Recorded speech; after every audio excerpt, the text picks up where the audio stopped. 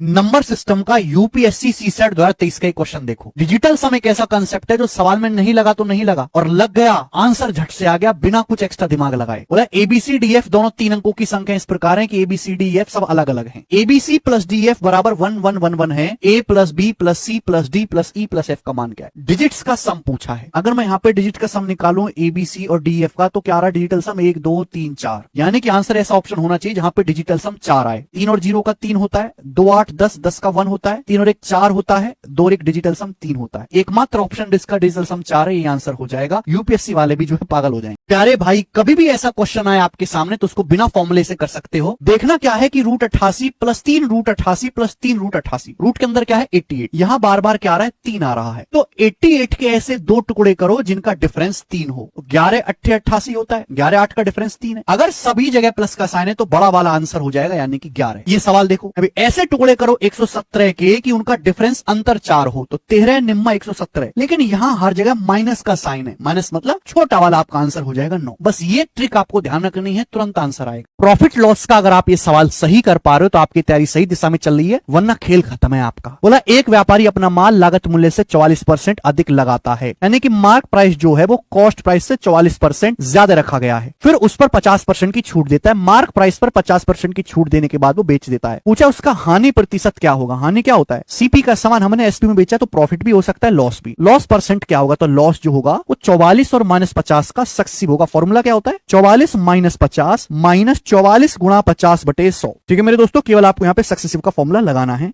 अब 44 में से 50 घटाएंगे -6, 50 दूनी 100, 44 बटे 2 22, तो -6 और -22 आ गया, माइनस का 28%। माइनस साइन केवल ये बता रहा है आपको लॉस हुआ है, प्लस आता तो प्रॉफिट होता, तो 28% का आपको नुकसान हुआ। एक सवाल हम आपसे पूछेंगे, ये सीजीएल के पेपर का है, कमेंट्स में करके बता। पेपर में बहुत बार ऐसी कैलकुलेशन आती है, ये रील देखोगे 1 सेकंड में करोगे। देखो 87 89 2 का गैप है, 2 का आधा क्या होता है 1, ये 1 का स्क्वायर है। 87 में 1 जोड़ देंगे 88 आंसर। यहाँ कितने का गैप है? तो आप कहोगे सर 4 का गैप है। 4 का आधा 2 होता है, ये 2 का स्क्वायर है कि नहीं? 538 में 2 जोड़ दीजिए 540। बताइए यहाँ कितने गैप है? 6 का गैप है। 6 का आधा 3 होता है, ये 3 का स्क्वायर है, तो 6981 में 3 जोड़ दीजिए 6984। और ये वाला आप मुझे कमेंट में सही करके बताएं बिना पेन के। पेपर में बहुत बार ऐसी कैलकुलेशन आती है, ये रील देखोगे 1 सेकंड में करोगे। देखो 87 89 2 का गैप है, 2 का आधा क्या होता है 1, ये 1 का स्क्वायर है। 87 में 1 जोड़ देंगे 88 आंसर। यहाँ कितने का गैप है? तो आप कहोगे सर 4 का गैप है। 4 का आधा 2 होता है, ये 2 का स्क्वायर है कि नहीं? 538 में 2 जोड़ दीजिए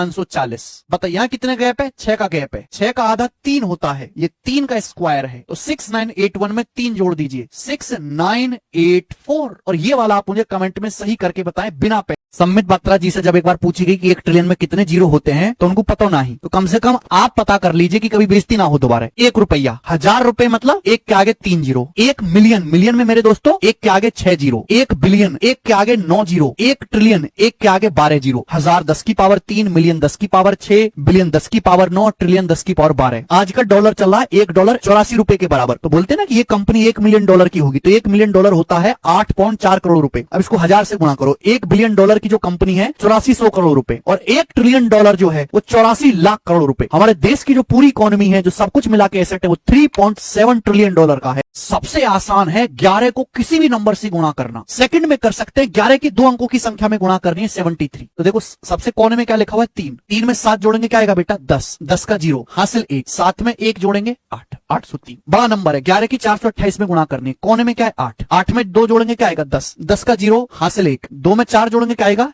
6, 6 में 1 जोड़ेंगे 7, सबसे आखिर में क्या बच गया 4, 4। 11 की 5934 में गुणा करनी है, सबसे कोने में क्या है 4, 4 में 3 जोड़ेंगे 7, कोई हासिल नहीं आया। 3 में 9 जोड़ेंगे 12, 12 का 2 हासिल 1 आ गया। 9 में 5 जोड़ेंगे 14, 14 और 1 15 का 5 हासिल 1 आ गया। 5 में 1 जोड़ेंगे 6, 65274। ये आप मुझे कमेंट्स में करके बता।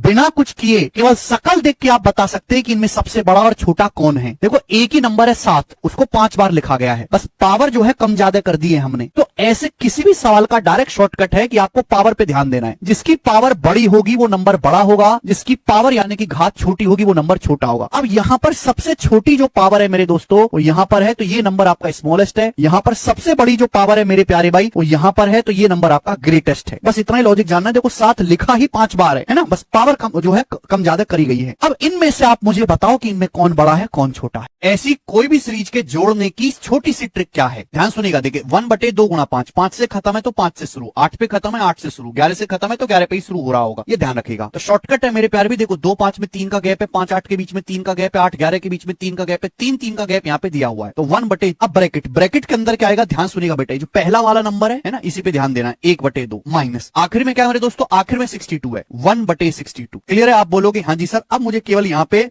2 और 62 का एलसीएम 62 आ जाएगा, तो 31 माइनस 1 ऊपर 30 हो जाएगा, 3 से 30 आपका 10 बार कटेगा, फिर 2 से और कट जाएगा 5 और ये नीचे कट जाएगा 31, 5/31 सवाल का आंसर हो जाएगा। तो बहुत आसानी से जोड़ सकते हैं अगर आपको ये स्टेप्स याद हो। ठीक है भाई, एक सवाल आप मुझे कमेंट्स में ठीक करके बताएं। आप में से हर कोई इस बात को जानता है। उल्टा देखो, मान लिया कि x बराबर 5 है, आप मुझे बताओ 5 इधर आएगा तो x माइनस 5 बराबर 0। अगर मैं दोनों तरफ x प्लस 4 से गुणा कर दूं तो क्या मैंने कोई क्राइम किया क्या? नहीं। राइट साइड में x प्लस 4 से गुणा करेंगे 0 रहेगा, क्या हो जाएगा x square minus 5x plus 4x minus का x और ये माइनस का 20 बराबर 0। अब बताओ x स्क्वायर बराबर क्या आ गया बेटे, x प्लस 20, ये आ गया क्या? या फिर हम इसको 20 प्लस x भी लिख सकते हैं। अगर मैं अंडर रूट लूंगा, x का मान कितना आएगा मेरे प्यारे भाई, तो आप कहोगे sir under root 20 plus x, ये x का मान आएगा। क्या आ गया x का मान? Under root 20 plus x। लेकिन x क्या है? x रूट 20 प्लस x है। x क्या है? Root 20 plus x। अबे x क्या है? ये x क्या है बेटा? Root 20 plus x, root 20 plus x, और ये ऐसे ही चलता चला जाएगा। और ये x को मैंने क्या माना है? 5, यानी कि रूट 20 5 बराबर क्या आ गया? Root 20 plus root 20 plus root 20 plus dot dot dot. आज उल्टा भी सीख लिया आप। अगर रूट के अंदर किसी संख्या में बार बार डिवाइड हो रहा हो तो कैसे करेंगे सॉल्व? देखो यहाँ कुछ नहीं लिखा, यानी कि ये अंडर रूट है, पावर 1/2 है। तो भैया देखो करना कुछ नहीं है, यहाँ पे 2 है ना, ये तो 1 जोड़ के आप रूट लोगे, 2 में 1 जोड़ेंगे 3, यानी कि 27 का क्यूब रूट। इस सवाल का आंसर 3 आ जाएगा। Cube root of 625 divided by cube root of 625 divided by cube root of 625। तो भैया 1 जोड़ के, यहाँ 3 है ना, 3 में 1 जोड़ेंगे 4, तो 625 का 4th रूट लेंगे। अब 625 का 4th रूट क्या होता है? 5, 5 की पावर 4 625। इसी तरीके से ये है 4th रूट ऑफ 32, यहाँ पे बार बार 4th रूट है, तो 1 जोड़ के 4 में 1 जोड़ेंगे 5, 32 का 5th रूट लेंगे, यानी कि 2